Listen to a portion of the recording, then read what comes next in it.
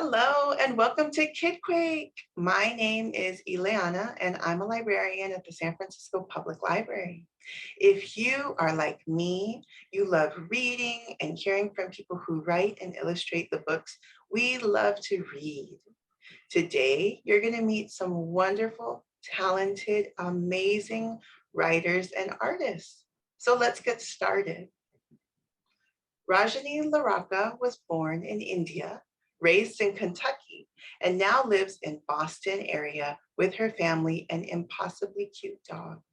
A graduate of Harvard Medical School, she spends her time writing novels and picture books, practicing medicine, and baking too many sweet treats. She is also the co-host of the STEM Women in Kidlit podcast, very cool. In addition to Much Ado About Baseball, her middle grade novels include Midsummer's Mayhem and Red, White, and Whole. Her picture books include Seven Golden Rings, A Tale of Music and Math, Bracelets for Venus Brothers, Where Three Oceans Meet, a little golden book about Vice President Kamala Harris, and The Secret Code Inside You, a STEM book about DNA.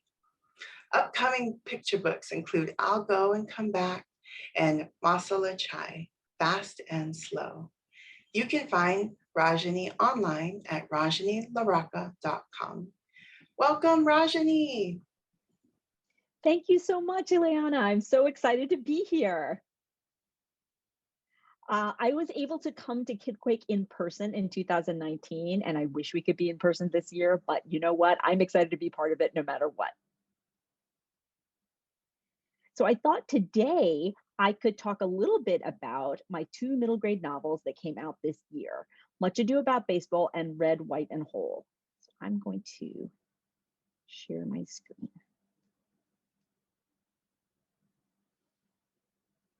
So I'm going to talk about those two books. First, I'm going to tell you a little bit about how I got to be an author. So this is me as a kid. As Ileana mentioned, I was born in India, but I came to the US as a baby. So I grew up in the US. And here I am just being goofy, doing a cartwheel. And I'm on a lake in Kentucky with my parents here in awesome 1970s clothing. And here I am a little bit older. I think it was 12 or 13 at a Christmas party. Look at that awesome Santa pin and an Ada bead necklace. I think some of your parents might know something about that.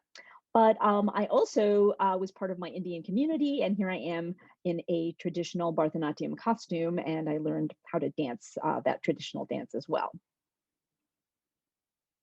But really, my journey as an author started here because I was a kid who loved to read.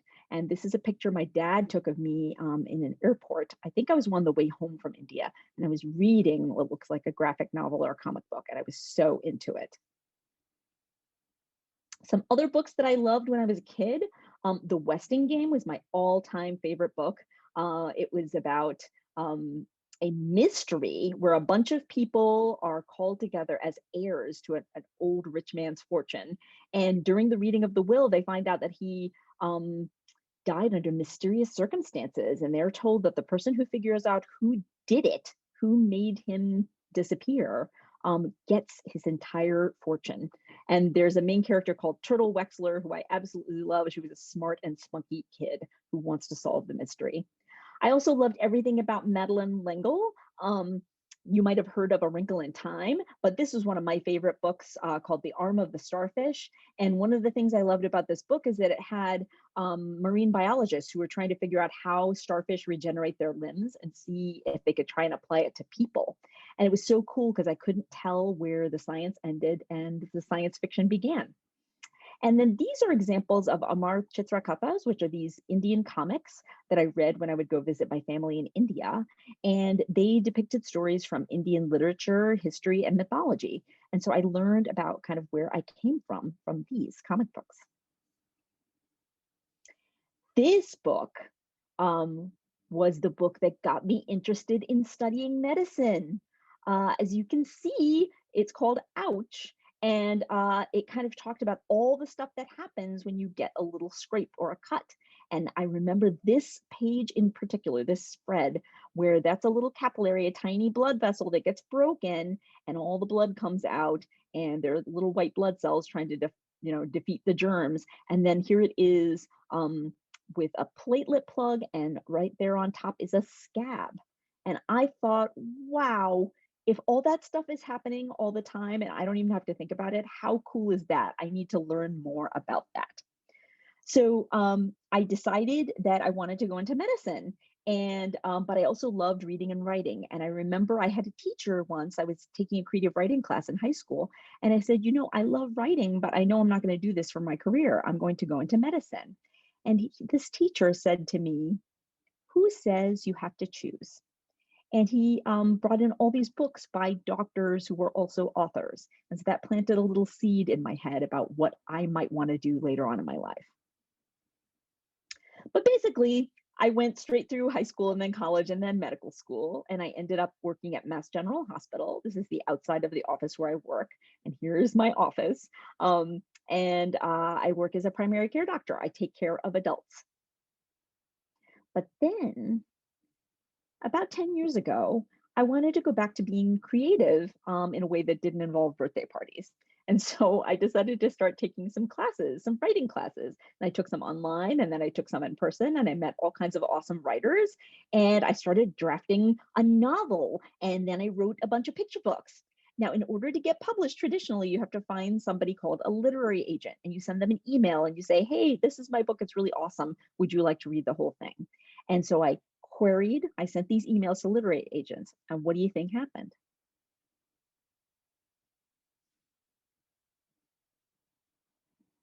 I got a whole lot of no's. Now, at this point, when you get told no enough times, it makes you wonder, like, should I just stop? Should I quit? But you know what? I really enjoyed writing, and I really thought that people might want to read my books. And so I went back and I revised, and I learned more, and I took more classes, and I met with fellow writers and had them critique my work. And I revised and I revised and I revised. And eventually I got that literary agent, and we also sold a bunch of books. And as of right now, this year, I have 8 books out in the world, 6 of which came out this year, which is kind of unbelievable to me. And I feel really fortunate. And I'm also really glad that I didn't quit. So I'm going to tell you today about 2 books of mine: Much Ado About Baseball, which came out this June, and Red, White, and Whole, which came out in February. So my inspiration for Much Ado About Baseball, I could describe as a little bit of this and a little bit of that. So Much Ado About Baseball is about 2 12-year-old kids, Trish and Ben, who are math competition rivals who end up on the same summer baseball team. And they kind of can't stand each other at first, and their team is really bad. Like, they can't win a single game. Then they meet a mysterious older boy who says that his family's snack shop can make their team better. And they don't know whether to believe him, but they're willing to try because it's potato chips and French fries. Like, who doesn't like that? And they also each get a mysterious math puzzle booklet in their mailboxes. And then they start solving the puzzles, first by themselves and then with each other. And once they start getting the puzzles right, their team starts winning and winning. But then they each get to a puzzle that they can't solve, and something really sad happens. So they've got to figure out, can they come together as teammates, or are they going to strike out when it counts the most? Now, Much Ado About Baseball is a companion novel to my debut novel, Midsummer's Mayhem. It is set in the same town during the same summer, but with different characters. So for those of you who've read Midsummer's Mayhem, it's about a girl who likes to bake. So there's a lot of sweet things in this book, and there are a lot of salty things in this book. One of the other pieces of inspiration was my son, Joe, who loves baseball and math. Now, the main character in Midsummer's Mayhem is named after my daughter, and Mimi, which is what we call her as a nickname, and she loves to bake. So this book is about a boy and a girl who love baseball, but who also love math. One other piece of inspiration is my dog, Boomer. Isn't he cute? He So there is a dog in this story that plays a very special, fun role. Also, of course, Much Ado About Nothing. So Midsummer's Mayhem is inspired by a play by William Shakespeare called A Midsummer Night's Dream. And Much Ado About Baseball takes some of the characters from that play and combines them with some of the elements of his play Much Ado About Nothing, which is about two people who kind of can't stand each other at the beginning, but end up being together because people trick them into being together. And then some other photos of some other elements that are in the book, which involve math and especially prime numbers and something called the Fibonacci sequence.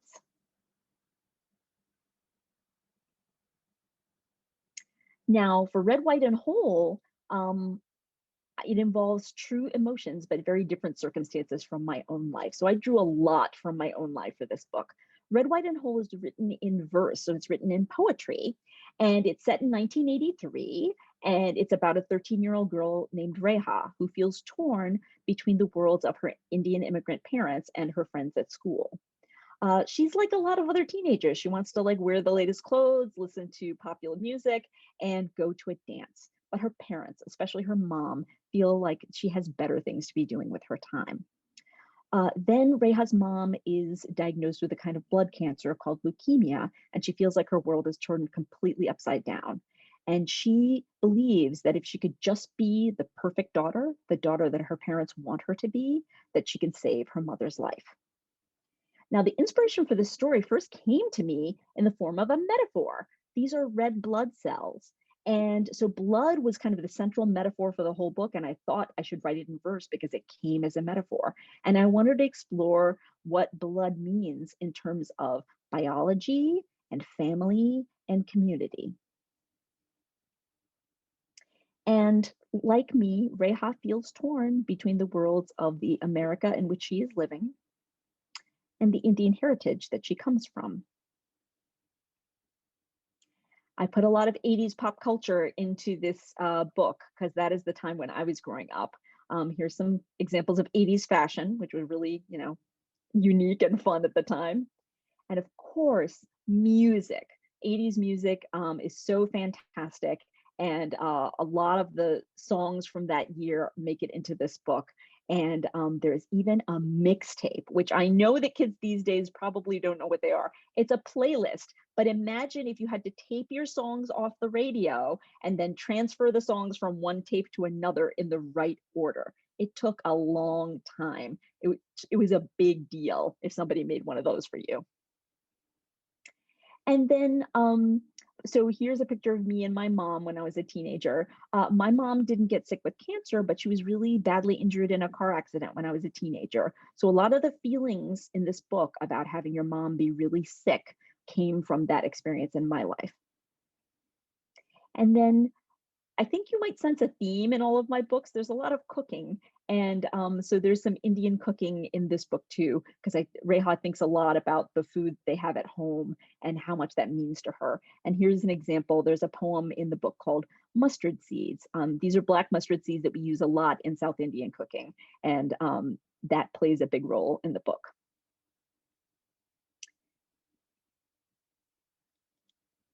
One last thing I'll say about the book is that I just love this cover. So if you look at the cover here, the flowers on Reha's dress float up and they become red and white blood cells, right? Which has to do with the kind of blood cancer that her mom has. And then they turn into stars. And Reha's name in the book means star, and her mother's name is Poonam, which means full moon. And then the title, Red, White, and Whole, refers to the red and white blood cells and whole blood, which is when you combine all of that plus plasma. But it also refers to the colors of the American flag, because in many ways, this book is also about what it is to be American. And just for good measure, here's another picture of my sweet dog Boomer, who is always an inspiration. He sometimes hangs out in the office with me. This is where I write most of my books, and rolls around on the floor with a treat. And that's it. I'm happy to take any questions you might have. That's fantastic, Rajani. Thank you so much for sharing a little bit about your process, how your journey, and then your titles. I loved Red, White, and Whole. I was able to listen to it, and Mm, I thought that that was a fantastic way to also process that story. So thank you so much. We do have some questions. great. Um, number one, which one of your books was the most fun for you to write? Ooh, that's such a good question. I think it just depends on what you mean by fun. Because I think all of them are fun in some way or another. I do have to say that, my first book, Midsummer's Mayhem, involved a lot of baking, and that's always fun for me. Like, I actually did a lot of experimental baking in order to develop recipes for that book. So that was really, really awesome. Much Ado About Baseball also involves some cooking, and there's a recipe in the back of that book too. Yeah, and Red, White, and Whole just involves the food that I love at home, like eating at home. So I made food for that too. So basically, any of my books that involve food are very fun. Yes, I love it. I mean, because we need food, right? Food's We, important. we So do. do it. And I really, really appreciate how you shared about Midsummer's Night Mayhem and Much Ado About Baseball. The title, excuse me, the names of the characters are inspired by your children. How do you keep all of your characters and stories straight when you're working on different books at the same time? That's a great question. So, I will say that for the most part with novels, I'm really only working on one at a time. Sometimes I may be revising one while I'm drafting another, but that's pretty rare. If I'm working on both at the same time, it's that I'm thinking about one and maybe taking notes, but not actually writing it yet. I try to get myself into the world of my novel so that I don't get myself confused. That's a great question. And I think this next question is actually a pretty awesome one too, because it kind of goes along with that sense where what do you do when you get stuck and you don't know what to write next? Oh, that is such a great question.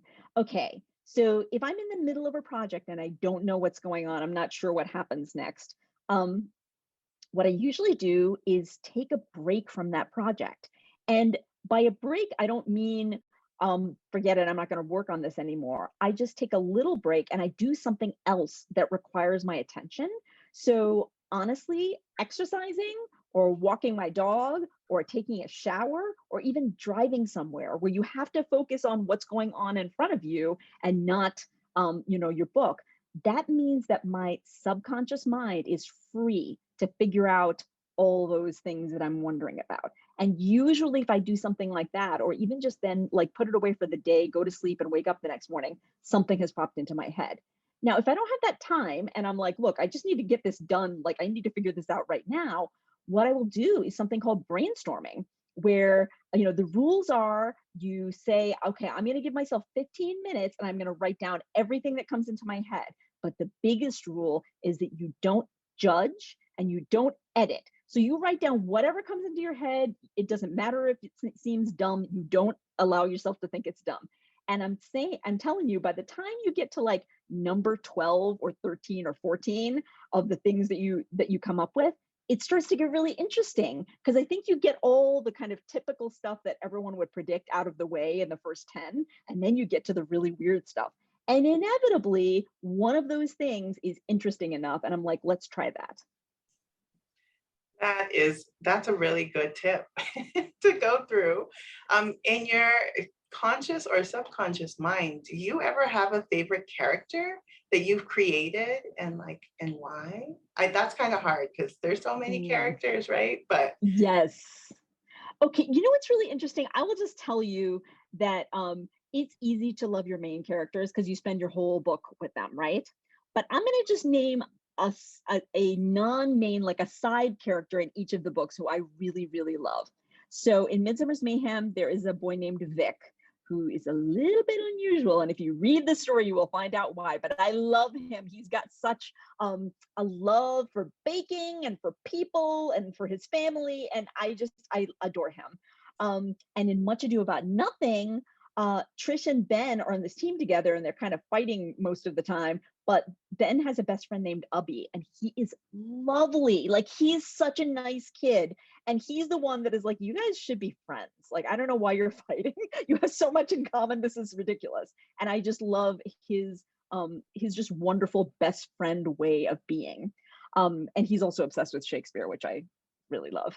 And then in Red, White, and Whole, Reha, the main character, has two best friends who are wonderful, but then she also makes a new friend during the book who she kind of develops a crush on, and his name is Pete, and he is just such a great guy. He's like one of those kids that, she admires him for just speaking his mind and not always kind of going along with what everyone else is saying. And he is a really true friend to her during a really difficult time in her life. So I love some of these other characters. And I think all the characters totally round out the stories and they build each other up. And I think that was probably my best answer to that question ever. Thank you. But Wow. we have just one more question. Do you have any more new books coming out soon? I do. So I have a picture book coming in March of 2022 called I'll Go and Come Back. And it is a story about a little girl who goes to India to visit her relatives, and she feels a little homesick and lost. And then her grandmother helps her out through reading and playing and cooking. And then the grandmother comes to the US to visit the little girl, and she feels a little homesick and lost, and the little girl helps her out. And it is centered around this Tamil phrase, I'll go and come back, because in certain Indian languages, we don't say goodbye. We just say, I'll go and come back, which means that there's always the promise of seeing the person again. And then in fall of 2022, my next novel is coming out, middle grade novel called Switch. And it is about identical twin sisters who are musical. And they kind of they kind of grow apart. And one of them decides to play completely different kind of music from her sister. And then they make a bet where they go to their music summer camp and they have to switch places and they have to pretend to be each other and play each other's music. And whoever lasts the longest without getting caught gets to decide something about where they apply to go to high school. So I'm excited for that too. Those sound fantastic. You all heard it first. Make sure you read all of these books. They're so good. Thank you so much. That was incredible. So everybody out there, just throw some shine, give some shine over to Rajani, because that was a fantastic. I'm inspired. I hope you're inspired. And before we leave, I just wanted to remind everybody that you have a library card at the public library called your Scholar Card. And if you forgot your library card number, just visit your local library and ask the library workers for that number. They will help you. This will give you access to tons of books and movies and audiobooks, including Rajani LaRocca's books. So thank you so much for joining us today. We look forward to seeing you at the San Francisco Public Library soon.